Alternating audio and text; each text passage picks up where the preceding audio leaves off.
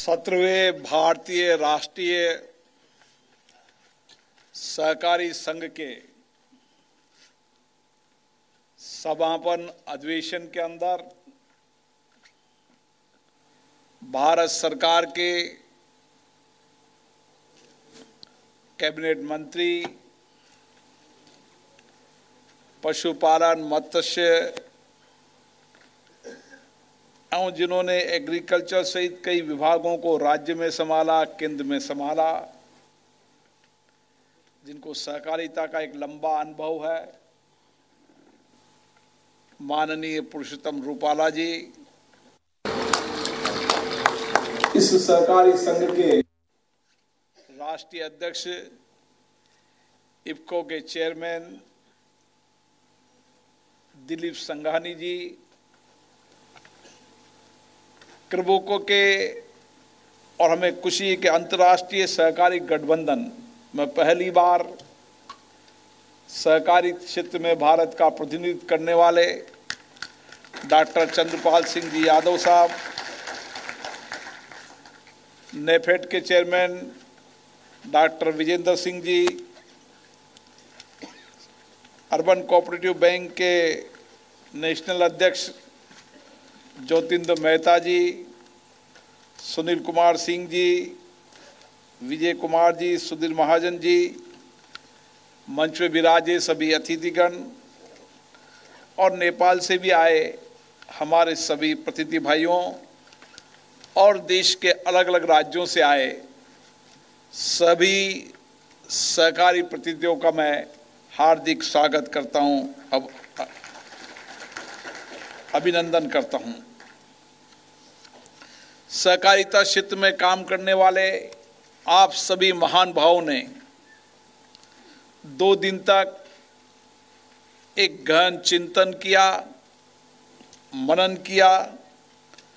चर्चा की और किस तरीके से हम सहकारिता के क्षेत्र के माध्यम से समाज में आर्थिक सामाजिक परिवर्तन ला सकते हैं। इसके लिए आपने कई सत्रों के अंदर चर्चा की है। मुझे आशा है इन सत्रों में महत्वपूर्ण सुझाव आए, अपने अपने अनुभव आए और हमने अनुभवों को साझा करते हुए और किस तरीके से बेस्ट प्रैक्टिसेस कोऑपरेटिव में अपनाई जाए, किस तरीके से हमारी दक्षता को बेहतर की जाए, हमारी कार्यकुशलता को अच्छा किया जाए और किस तरीके से सहकार से समृद्धि की ओर हम बढ़ सकें, इसके लिए आपने व्यापक चर्चा की। सहकारिता हमारे मूल स्वभाव में है, हमारे चिंतन में है, हमारे कार्यशैली में है, हमारे व्यवहार में है और इसलिए जब हमारा जीवंत लोकतंत्र है और लोकतंत्र की जितनी संस्थाएं हैं वो संस्थाएं सारी की सारी सहकारिता के आधार पर है। सही कहा पुरुषोत्तम रूपाला जी ने कि लोकतंत्र चलता है सबके सहयोग से, सबके साथ मिलकर, सबके अनुभवों का, विचारों का मंथन और विचार और मंथन से जो अमृत निकलता है उस अमृत से समाज का कल्याण। और ये मूल धारणा बेसिक कोऑपरेटिव की है और इसीलिए सहकारिता एक ऐसा सेक्टर है जो केवल एक सीमाओं में नहीं बांधा जा सकता। सहकारिता मतलब सबका सहयोग और हमारा स्वतंत्रता आंदोलन भी इसी सहकारिता के आधार पर रहा। सभी वर्गों का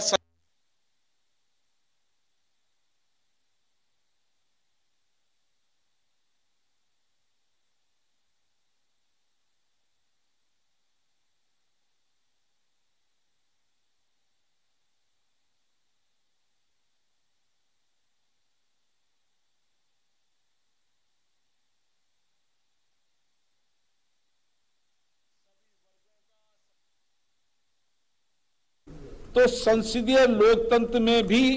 हमारी सहकारिता भावना रही। हमने हमारे संविधान बनाते समय जनता को बीच में रहकर जनता के द्वारा शासित संचालक शासन हो, और आज दुनिया में हम कह सकते हैं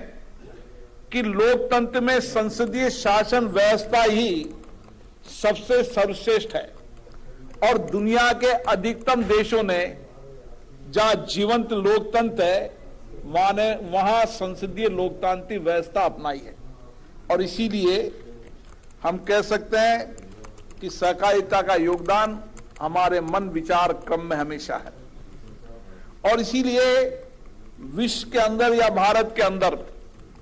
जब कोई भी संकट आई, आपदा आई, उस समय संकट आपदा के समय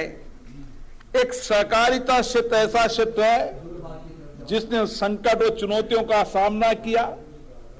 और उस संकट चुनौतियों का समाधान का रास्ता सहकारिता के क्षेत्र से निकला।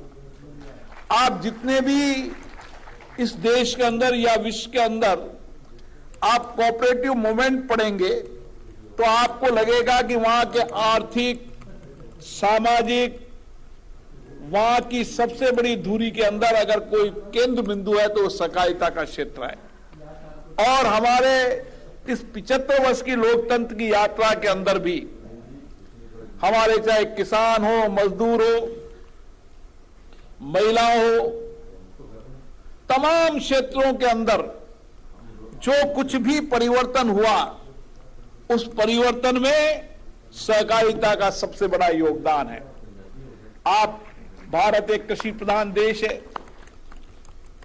और कोई समय था जब कृषि की आमदनी कहीं ना कहीं बहुत कम होती थी, और काफी लंबे वर्षों तक किसान फसल उगाता था, लेकिन उसकी लागत ज्यादा होने के कारण और लागत के बाद साहूकार सूदखोर से ब्याज लेने के कारण वह किसान हमेशा कर्ज में डूबा रहा। इसीलिए एक लंबे समय के कालखंड तक भारत का किसान कर्ज में डूबा रहा, कर्ज में पैदा हुआ, कर्ज में मर गया। यह हमारा एक लंबा कालखंड रहा, लेकिन उस कालखंड में से हम उस कर्ज में डूबने वाले किसान को बचा पाए।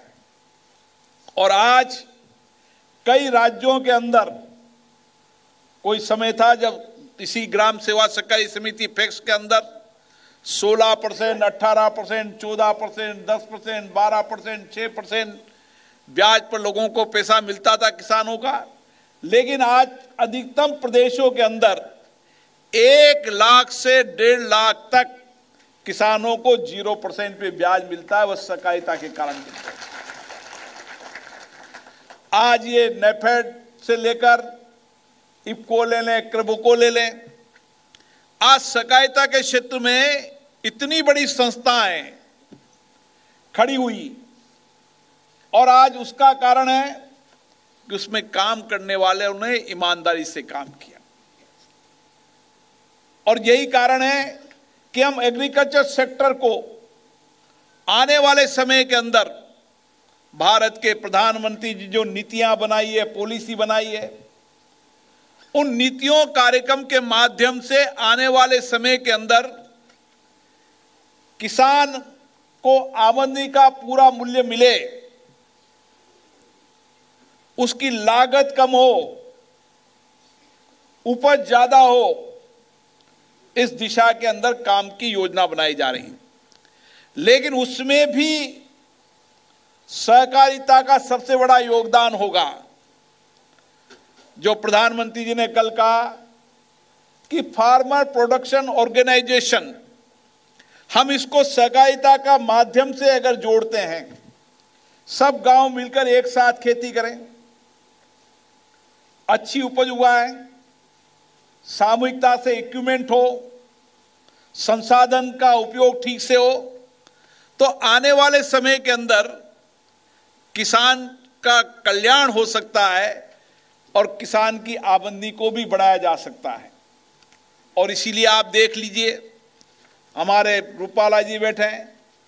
इस देश के अंदर अगर श्वेत क्रांति और नील क्रांति लाए तो वो सहकारिता क्षेत्र के माध्यम से लाए। आज श्वेत क्रांति के रूप में अमूल हमारे सामने उदाहरण है, लेकिन ऐसे बहुत सारे देश के अंदर डेयरी फेडरेशन है जिन्होंने छोटे छोटे, मैं गुजरात गया था, गुजरात में ने देखा कोई 5 किलो, कोई 10 किलो, कोई 15 किलो दूध ला रहा था। किस तरीके से छोटे छोटे दूध को लाकर एक कलेक्शन सेंटर नजदीक गांव में बन गए और उनके धीरे धीरे 10 से 15-20 हजार रुपए की इनकम शुरू हो गई। ऐसे कई सारे मॉडल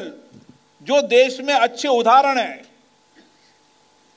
जो उन्होंने कोऑपरेटिव सेक्टर के माध्यम से लोगों के जीवन में परिवर्तन किया है,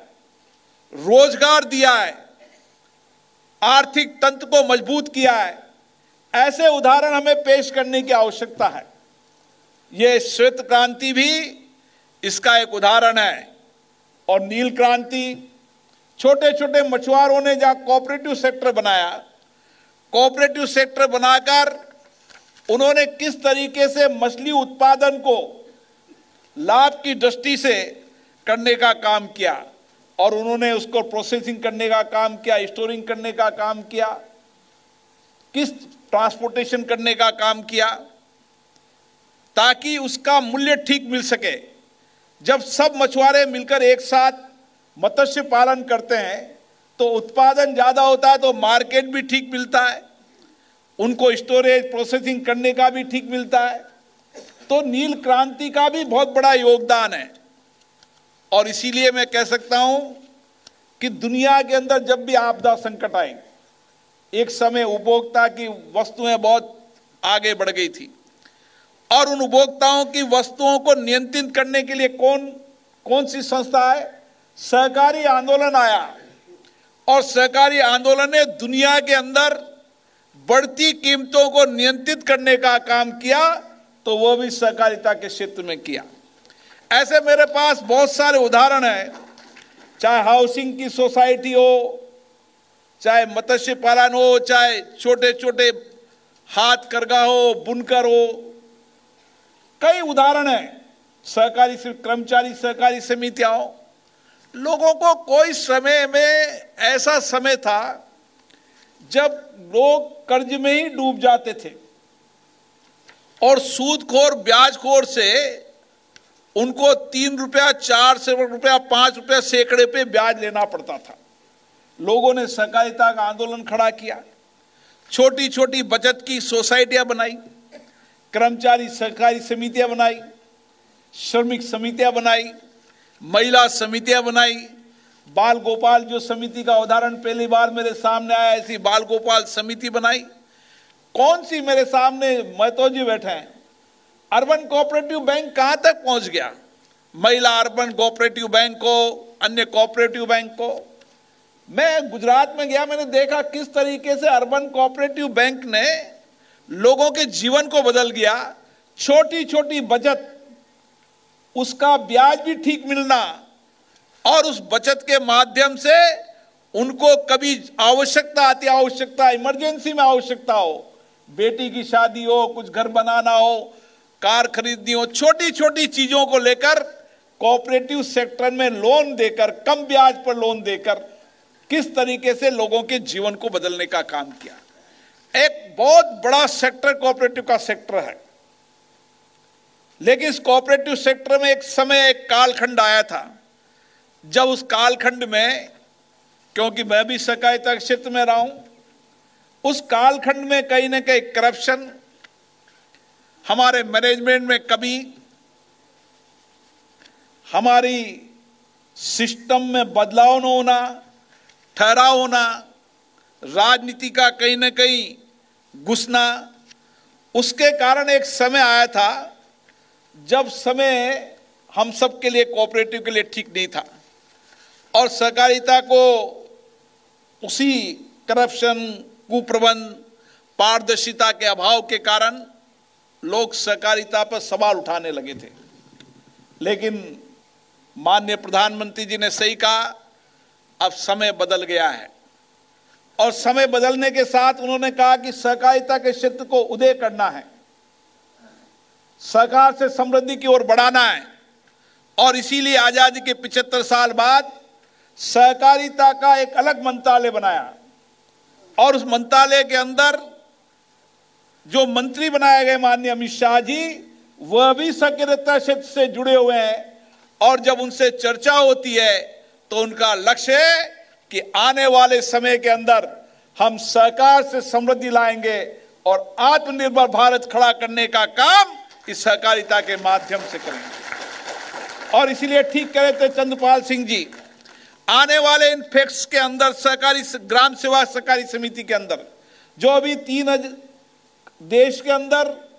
कुछ इलाकों के अंदर अभी जीएसएस नहीं है, हम जीएसएस बोलते हैं, अलग फैक्ट्स बोलते हैं, अलग अलग प्रदेशों के अंदर अलग अलग नाम है। लेकिन ये लक्ष्य बनाकर कि इस 5 साल के अंदर हर ग्राम पंचायत पर एक फैक्स होगी और एक फैक्स होगी, वो उस गांव का आर्थिक मॉडल होगा जहां पर कोर बैंकिंग से लेकर उपभोक्ता से लेकर खाद से लेकर बीज से लेकर और तमाम चीजें वहां पर मिलेगी। और उसके साथ साथ आने वाले समय के अंदर इन्हीं फैक्स के माध्यम से परचेजिंग होगी,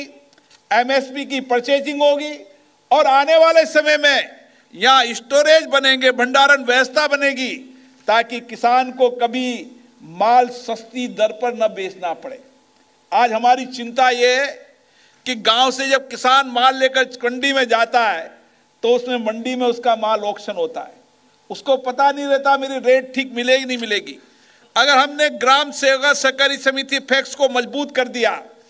तो उसकी स्टोरेज करने की, भंडारण करने की क्षमता खड़ी हो जाएगी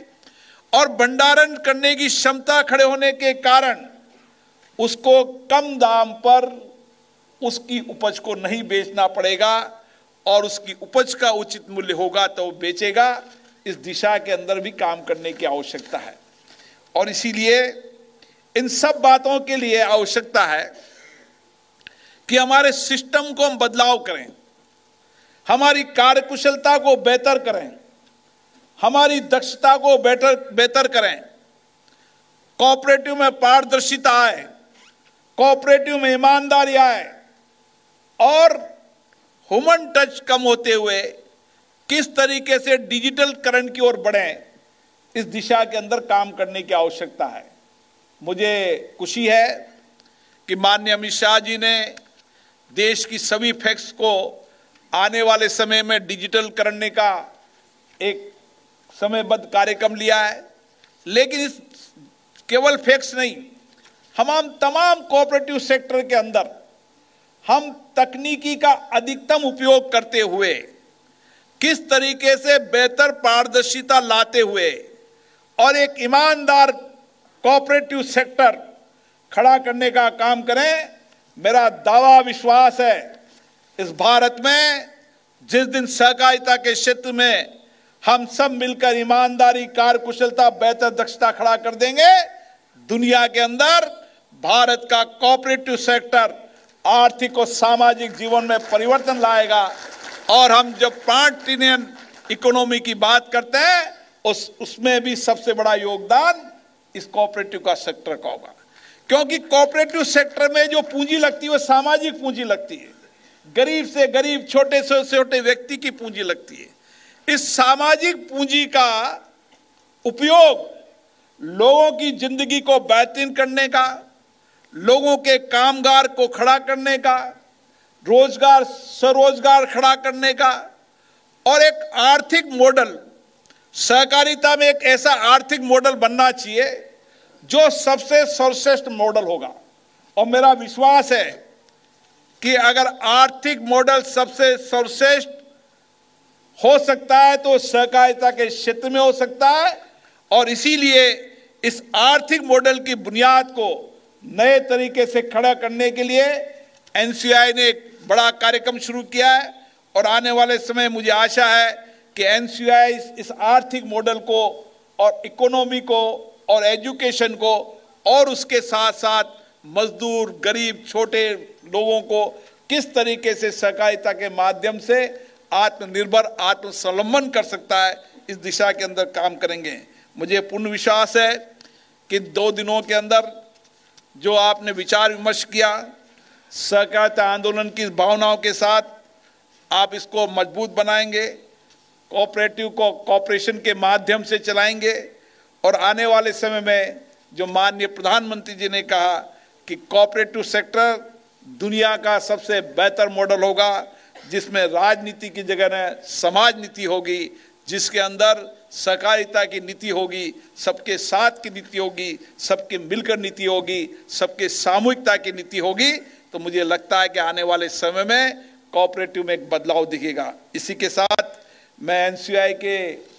हमारे मित्र दिलीप संघानी जी को, जिनके नेतृत्व में एनसीयूआई नई गतिमान हो रहा है, और सभी सहकारिता के क्षेत्र से आए विभिन्न राज्य के प्रतिनिधियों को यही आग्रह करता हूं, आइए हम सब मिलकर सामूहिकता के साथ कोऑपरेटिव के एक नए उदय को करें और आने वाले समय में जब आज़ादी के 100 साल हो, उस विकसित भारत बनाने में सबसे बड़ा योगदान सहकारिता के क्षेत्र का हो। आप सबको बहुत बहुत धन्यवाद।